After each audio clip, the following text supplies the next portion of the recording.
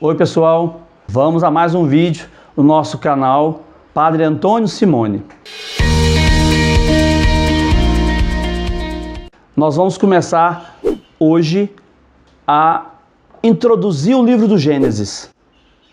Primeiro, vamos fazer uma introdução desse livro para no próximo vídeo sobre o Gênesis, começar no capítulo 1. Então leia o capítulo 1 do livro do Gênesis, para a gente não precisar ler aqui no vídeo, porque senão fica muito grande a nossa transmissão. Então leia o capítulo 1 e eu vou pontuando aquilo que for mais importante. É bom que você vai ter um contato direto com a Bíblia. Não só escutar, mas folhear a Bíblia, achar o texto na Bíblia. Em hebraico, o nome do livro do Gênesis é No Princípio. Gênesis é o livro da tradução grega do Antigo Testamento, a Septuaginta. Mas no hebraico, o texto, o livro do Gênesis é chamado Bereshit, que é a primeira palavra do texto.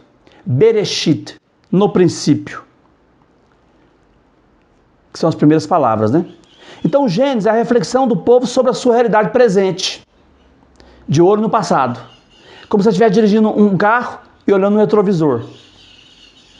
O que vê aqui e agora, ele projeta no passado distante e até na origem. Então está acontecendo agora. Aí eu escrevo um texto e projeto esse texto mais antigamente ou lá no princípio do mundo. São textos sobre as origens do mundo, da humanidade e do povo de Deus. Portanto, são textos míticos. Não é que o mito seja mentira. O mito é uma narrativa simbólica profunda sobre a origem de alguma coisa. Vá lá no nosso canal no YouTube e veja os dois ou três vídeos sobre o mito que nós gravamos. O objetivo do Gênesis não é explicar de forma científica ou de forma histórica, como nós entendemos hoje, o passado. Mas é simplesmente contar o passado para explicar o presente. A Bíblia não é um livro de ciência, muito menos um livro de história, como nós imaginamos hoje. Então o conteúdo do Gênesis não é propriamente histórico, mas é uma análise da história, uma análise profunda da história e da vida. Na verdade, são como que modelos para a gente compreender a vida e a história. São arquétipos, são modelos. O conteúdo do livro do Gênesis, na verdade, é uma coxa de retalhos. São mitos, lendas, genealogias. É como se fosse um baú onde nós guardamos as nossas fotos antigas e as nossas roupas velhas. É o livro do Gênesis, né? Uma coxa de retalhos. A gente não pode ficar se perguntando assim, tal coisa aconteceu? Tal coisa aconteceu de verdade? Você não tem que perguntar isso. É uma pergunta que não tem resposta, né? Qual é a pergunta que tem que ser feita? Qual o sentido desse texto? O que esse texto está querendo dizer? Aí sim, você vai ter uma resposta adequada, interessante. Gênesis 1 a 11, que é da criação em 7 dias até a Torre de Babel, é a leitura da história a partir da fé. Quando que esses textos foram escritos? Gênesis 1 a 11. Lá no exílio da Babilônia, onde houve choque cultural e religioso dos judeus com os povos dominadores, né? No caso, a Babilônia. E também esses textos surgiram da relação, até às vezes conflituosa, entre Israel e os povos vizinhos daquela região do Oriente. Israel, quando foi para o exílio, esses textos foram escritos no exílio praticamente, não todos do Gênesis 1 a 11, mas a maioria deles, a gente vai ver ao longo do nosso estudo, Israel, ele foi obrigado a rever a sua fé, a sua história, reafirmar a sua fé em Javé, a sua aliança com Javé, aquele mesmo Javé libertador lá do Êxodo. Então, é um texto que, escrito no exílio, faz Israel rever sua fé. Em Gênesis 1 a 11, não é uma reportagem de jornal sobre as origens. O mundo aconteceu desse jeito, ou foi em 7 dias, ou foi a criação de Adão e Eva. Não é uma reportagem histórica sobre as origens, né? A criação não é obra do acaso, e nem da vontade dos deuses pagãos, mas da vontade do Deus Javé. Do Deus Javé.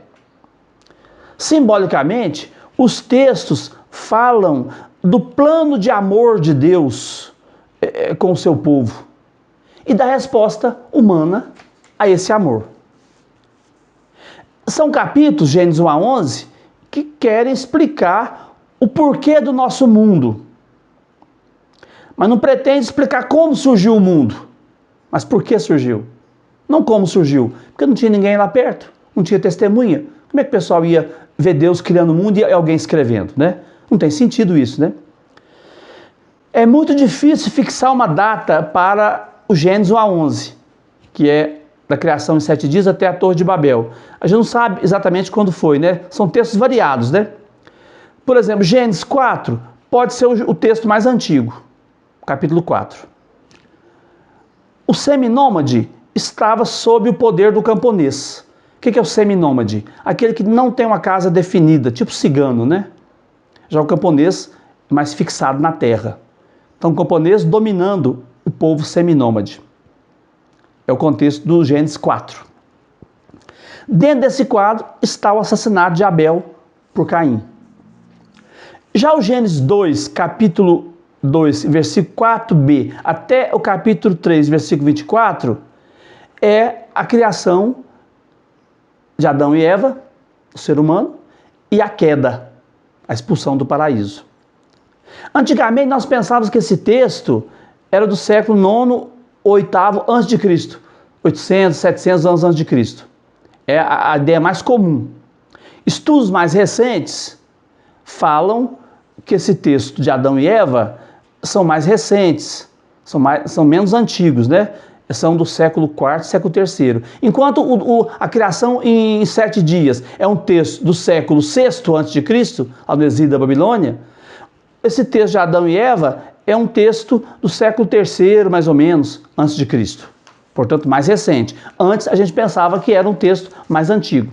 Mas os estudos mais atualizados estão dando conta, tem suas razões, estão dando conta de que esse texto de Adão e Eva é mais novo do que o texto dos 7 dias. Quais são os textos centrais de Gênesis 1 a 11? O dilúvio, Gênesis 6 a 9. Com redação final no exílio da Babilônia também. Nós vamos ver pormenorizadamente esses textos. Já o texto de Gênesis 11, 1 a 9, a narrativa sobre a Torre de Babel, é datada provavelmente do século VII a.C., 600 anos antes de Cristo. Enfim, Gênesis 1 a 11 são narrações míticas sobre a origem do mundo e a origem do ser humano. Trata do princípio da criação do ser humano, do princípio do mal, do princípio da violência, da briga entre irmãos, do homicídio, princípio do homicídio, que é Caim matando Abel. Esse texto do Gênesis, esse livro do Gênesis, trata também do princípio do povo de Deus, não só do princípio do mundo e do mal e da origem das línguas, né?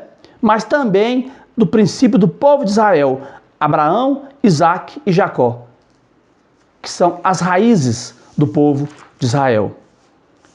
E também as matriarcas, Sara, Rebeca, Lia e Raquel, que são as mães do povo de Deus.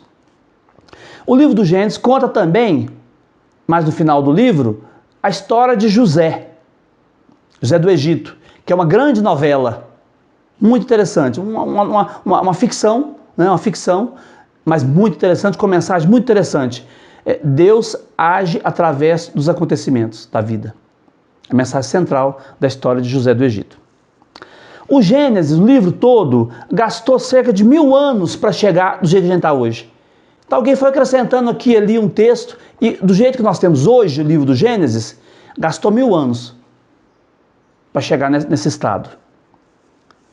Ao longo de 3 períodos, os textos foram costurados, por isso que é uma coxa de retalho, né? O tempo do rei Salomão começou a ser escrito o livro do Gênesis, 900 anos antes de Cristo.